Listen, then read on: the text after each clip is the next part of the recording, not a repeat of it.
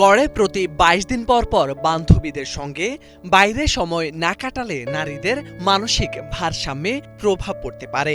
বন্ধুদের সঙ্গে আড্ডা শুধু আনন্দ নয়, মানসিক সুস্থতারও চাবিকাঠি, এমনটাই বলছে সাম্প্রতিক এক গবেষণা। গবেষণায় দেখা যায়, প্রায় ৩ সপ্তাহ পর পর বন্ধুদের সঙ্গে আড্ডা দেওয়া নারীদের মানসিক প্রশান্তি বাড়ায়, সামাজিক সংযোগ জোরদার করে এবং জীবনের প্রতি নতুন উদ্দীপনা জাগায়।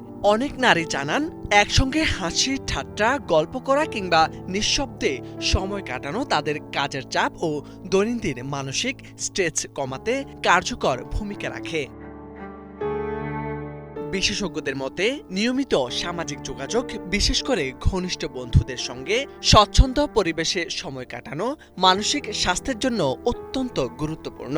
যদিও এই গবেষণাটি একাডেমিকভাবে পর্যালোচিত নয়, তবুও এটি মনোবিজ্ঞানের একটি সুপ্রতিষ্ঠিত সত্যকে আবারও সামনে নিয়ে এসেছে। বন্ধুদের সঙ্গে সময় কাটানো উদ্বেগ কমায়, মন ভালো রাখে এবং সম্পর্কের বন্ধনকে আরও দৃঢ় করে।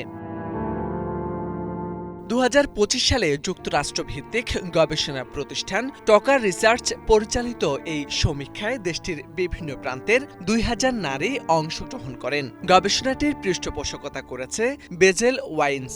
জরিপে অংশ নেওয়া নারীদের ৭৮% মনে করেন বন্ধুদের সঙ্গে আড্ডা কোনো বিলাসিতা নয়, বরং এটি তাদের মানসিক সুস্থতা বজায় রাখার একটি অপরিহার্য অংশ।